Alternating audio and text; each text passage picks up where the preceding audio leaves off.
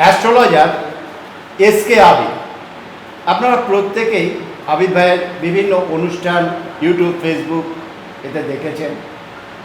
তবে আজকে সর্বপ্রথম আমরা প্রত্যেকেই নিজেদের রাশিটা সম্পর্কে জানি। সেই 12টা রাশি, 9টা গ্রহ, 27টা নক্ষত্র, এই বিষয়ে একটু জানি, তারপরে আরও অনেক কথা নিয়ে আসব আপনাদের সঙ্গে।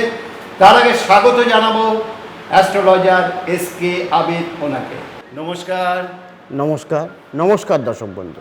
চলেন দর্শক বন্ধু, আজকে আপনাদেরকে যেহেতু রাশি, এই 12খানা রাশি, 27খানা নক্ষত্র এবং 9খানা প্ল্যানেট, এই 27খানা ধরেন নক্ষত্র বা তো আপনার 12খানা রাশি অথবা আপনার 9খানা প্ল্যানেট, সেই প্ল্যানেটের মধ্যে বলবো। যেমন দেখেন, এই বছরটা যেহেতু শনির বছর, যেমন 2024 এই বছরটা কিন্তু শনির বছর।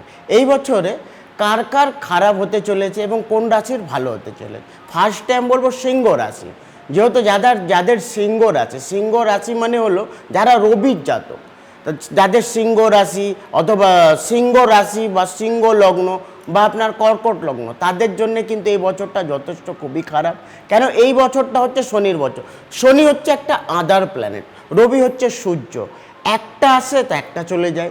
সেখান থেকে রবি চলেন আজকে সিংহ লগ্ন থেকে আপনাদেরকে বলবো। ধরেন কারোর যদি সিংহ লগ্ন মানে রবি, তাহলে রবি কোন ঘরে বসলে উচ্চস্থ হয়। যেমন রবি দেখেন, রবি যদি বৃহস্পতির ঘরে বসলে উচ্চস্থ, রবি যদি মঙ্গলের ঘরে বসলে উচ্চস্থ। আমাদের যেমন শরীর তরুণদা পঞ্চতত্ত্ব দ্বারা বানানো, অগ্নি, পৃথ্বী, বায়ু, জল, আকাশ। সেখানে অগ্নিতত্ত্বর মধ্যে আমরা 3খানা প্ল্যানেট পাই। কি পাই? সেটা মঙ্গল পায়, সেটা রবি পায়, আর সেটা বৃহস্পতি পায়। এগুলো কিন্তু আপনার অগ্নিতত্ত্বর মধ্যে।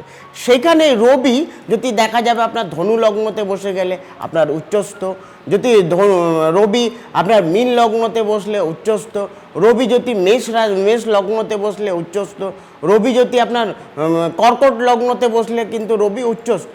এই রবির একটা কিন্তু ভূমিকা আছে। রবি থেকে আমরা কি পাই? রবি থেকে আমরা মান, সম্মান, খ্যাতি, যশ। রবি যাদের ভালো থাকলে, যাদের দেখি সিংহ লগ্ন, তাদের কিন্তু বেশিরভাগ আমরা ব্যবসা দেখি। কর্মর দিকটা যদি দেখলে, সে কিন্তু ভালো একটা আইপিএস অফিসার হতে পারে, সে একটা ভালো আর্মিতে হতে পারে, সে একটা ভালো পুলিশের চাকরি হতে পারে, যেহেতু এগুলো অগ্নিতত্ত্ব। কিন্তু রবির সব থেকে কাছের প্ল্যানেট হচ্ছে বুধ। রবি বুধ বোধাদিত্য যোগ, রাজযোগ। যদি মেষ রাশির ঘর, অনেকেরই চিন্তাধারা কি দাদা সরকারি চাকরি হবে কি না, তখন কিন্তু আমরা কি দেখি, তখন আমরা লগ্ন থেকে দেখি। ধরেন কারোর লগ্নই যদি রবি বুধ বোধাদিত্য যোগ, রাজযোগ হলে তখন কিন্তু ইন্ডিকেট করে সরকারি চাকরি। অথবা 9 নম্বর ঘর, ভাগ্যের ঘরে যদি রবি বুধ বোধাদিত্য যোগ, রাজযোগ হলে তখন কিন্তু সরকারি চাকরি ইন্ডিকেট করে। বা তো মেষ লগ্নতে যদি রবি বুধ বোধাদিত্য যোগ হলে আমরা সরকারি চাকরি দেখি। সিংহ লগ্নতে রবি বুধ বোধাদিত্য যোগ হলে সরকারি চাকরি।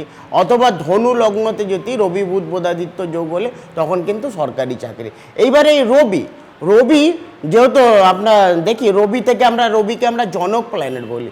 রবির দ্বিতীয় যে ঘর সেটা কিন্তু বুধ, তার তৃতীয় স্থান কিন্তু শুক্র।